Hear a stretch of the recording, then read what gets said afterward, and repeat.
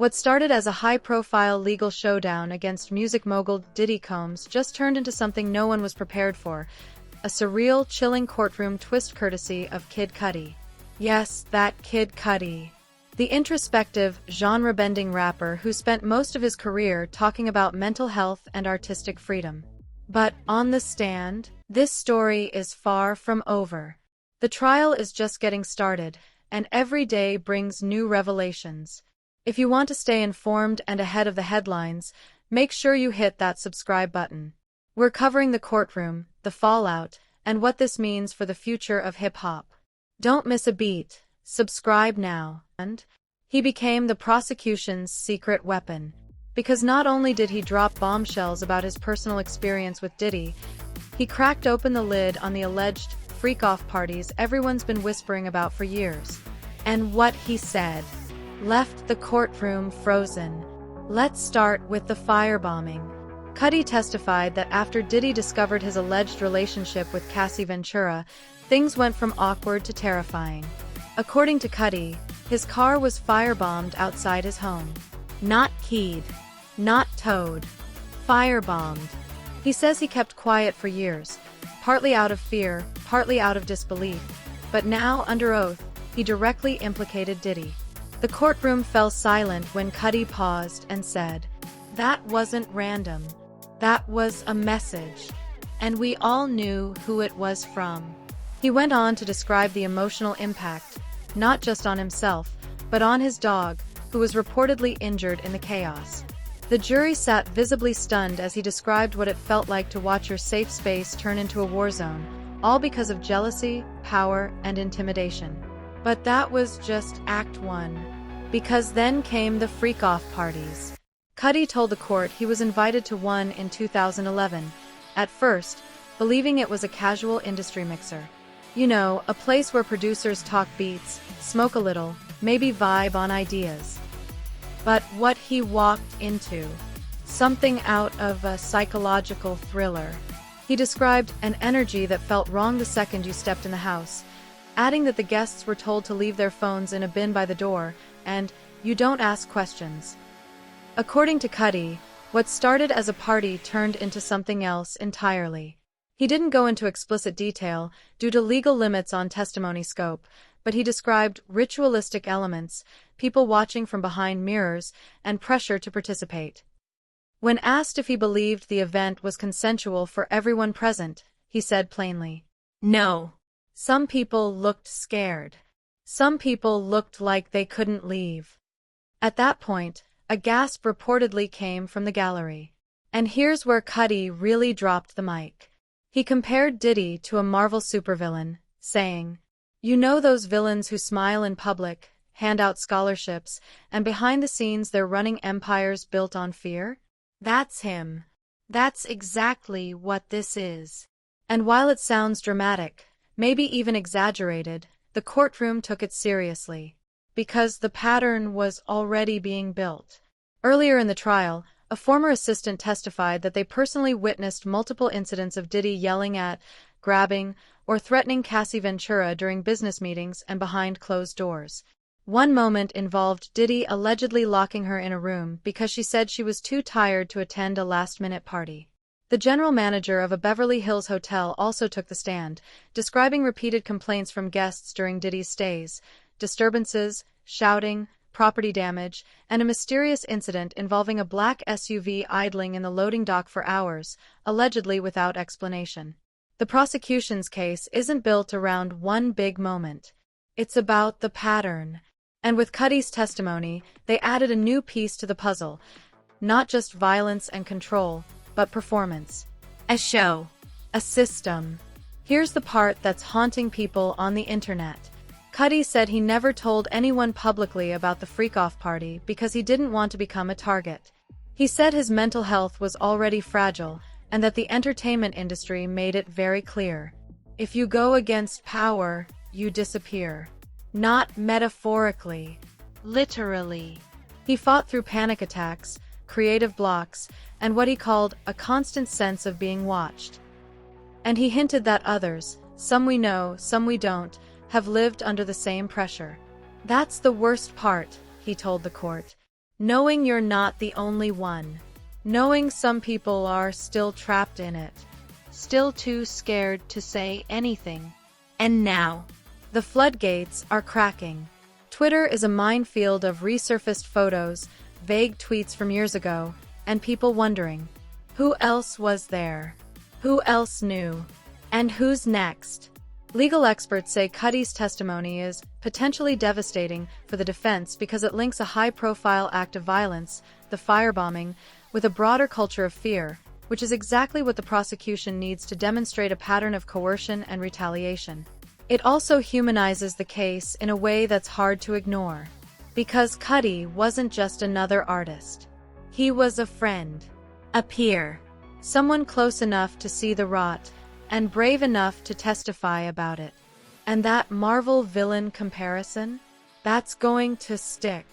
You don't forget a quote like that in a courtroom. So what's next? Sources close to the case suggest that more artists may be subpoenaed, especially those who attended similar private parties between 2009 and 2015. There's also talk that new video footage and guest logs from those events, once thought to be lost, have resurfaced thanks to former staffers and security personnel. And behind the scenes? Panic. Agents are making calls. Lawyers are reviewing NDAs. PR teams are ghosting reporters who used to get exclusive interviews. It's like the whole industry just realized this isn't a scandal. It's a reckoning. And Cudi, he walked out of that courtroom with no entourage, no press statement, just silence. But the damage had been done. He didn't need to yell. He didn't need to rage. He just needed to tell the truth. And now that he has, everything's changed. As the dust from Kid Cudi's explosive testimony begins to settle, one thing has become abundantly clear. This wasn't just a celebrity moment. This was a legal earthquake. Because unlike much of the Diddy trial so far, which has relied heavily on past allegations, insider testimonies, and civil claims, Cudi's statement ties real-world violence to real-world consequences. He named a date. He named a location. He described an arson. He emotionally detailed the toll of being targeted after a private relationship with Cassie Ventura, Diddy's longtime ex-partner. And most crucially, he implied intent. That's where the legal implications begin to get serious. Prosecutors are now reviewing Cudi's statement to determine whether the firebombing could be used as part of a criminal case separate from the current civil proceedings. If investigators can corroborate his claims through security footage, neighbor testimony, or fire department reports, we're looking at possible charges of intimidation, arson, and witness tampering. According to one legal analyst, this testimony may function as a kind of domino effect. If they can verify what Cudi said happened to his property and prove there was motive, it opens the door to broader investigations into a pattern of retaliation by Combs. That's when it shifts from civil accusations to felony charges. What's more, Cudi didn't just tell the court he believed Diddy was behind it. He described a clear, escalating tension that led up to the event. The connection wasn't speculative. It was deliberate. He painted a portrait of a man whose anger, jealousy, and influence created an atmosphere where violence wasn't just possible, it was expected. Now, behind the scenes, the industry is scrambling. Cudi isn't some outsider with nothing to lose. He's respected, successful, and generally apolitical in public. He's not known for drama. So when he testifies this boldly, people pay attention. Major record labels have started conducting quiet internal audits of past artist complaints, especially those involving Diddy or his former business associates. Why? Because they don't want to be the next target of scrutiny. More than one senior A&R rep has reportedly reached out to former talent just to check in, which sounds like empathy, but in reality, it's damage control disguised as wellness. Because once a witness like Cudi speaks out, silence from others becomes a liability. And then there's the branding side of it. According to insider reports, a handful of long-standing Diddy brand partnerships are now under legal review. One luxury liquor brand has paused its multi-year sponsorship contract. A sneaker collaboration rumored to launch this year? Quietly scrubbed from social media. Even old streaming deals involving Bad Boy Records artists are being reviewed for potential public blowback. The message from corporate America is clear: they'll ride with you until the fire gets too close. And with Cudi's story, including that literal fire, the risk management departments are officially on high alert. Let's not gloss over the most chilling part of Cudi's testimony: the party. We've heard the phrase, freak off, whispered before. In gossip blogs, in blind items, in cryptic podcast anecdotes from people who won't name names. But now, it's official courtroom language. Cudi described entering a room where power dynamics were theatrical, calculated, and disturbing. Guests were given rules. Phones were confiscated. People watched from behind glass. Some rooms were locked. And what disturbed him most wasn't what was happening. It was the sense that everything was allowed, as long as you didn't ask questions. That description aligns closely with theories around coercive environments, where consent becomes murky, and participants feel trapped under unspoken rules of hierarchy, access, and fame. What Cudi saw, and what he described, wasn't just a wild party. It was a controlled stage. A place where the powerful observed, and the less powerful were observed. That's not indulgence. That's psychological warfare dressed in designer clothes. And now, people are starting to reevaluate other artists' past interviews with a new lens. Suddenly, odd comments made by singers in the 2010s about parties with weird rules, or being asked to take something before entering a room, don't seem like exaggeration anymore. They feel like buried confessions. A clip from a 2012 radio interview with an R&B artist has gone viral again, where he nervously laughs about declining an invite to a bad boy pool party because I didn't want to end up in a situation I couldn't talk about. At the time, people laughed. Now, they're not. Meanwhile, fans and journalists are pointing out an even broader issue: the culture of immunity. For years, stars like Diddy were protected by a system of silence and self-interest. They weren't just rich and famous, they were untouchable. So how did that culture survive? Through fear, through money, through the belief that no one would ever risk everything to break it. And now that Kid Cudi has risked everything, his career, his relationships, maybe even his safety, the dam is weakening.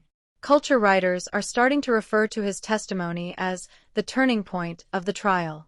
Not because it was the most graphic, but because it was the most human. Cudi wasn't there to sensationalize. He didn't make it about revenge. He made it about reality. A reality that's starting to look a lot like the one people warned us about. And there's something else happening.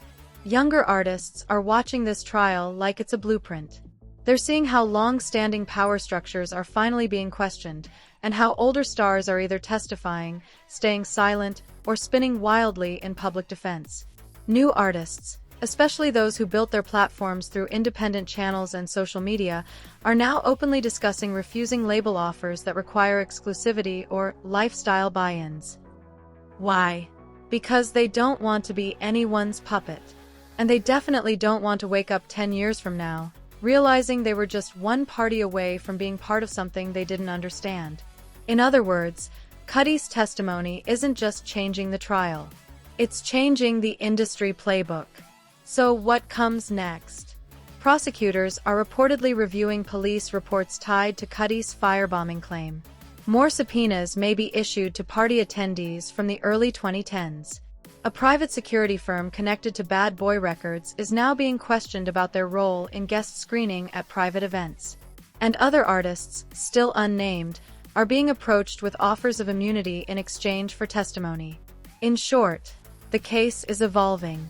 It's no longer just about Cassie, or one relationship, or one brand. It's about the unwritten rules that let people like Diddy operate unchecked for decades. And if Kid Cudi's story is any indication, those rules are being rewritten in real time. So what's your take? Did Cudi's testimony finally tip the scales? What exactly is buried behind the curated lives of hip-hop royalty? And who's brave enough to speak next? Drop your thoughts in the comments. And if you're following the cracks forming in the foundation of celebrity power, subscribe. Because the silence is breaking faster than anyone expected.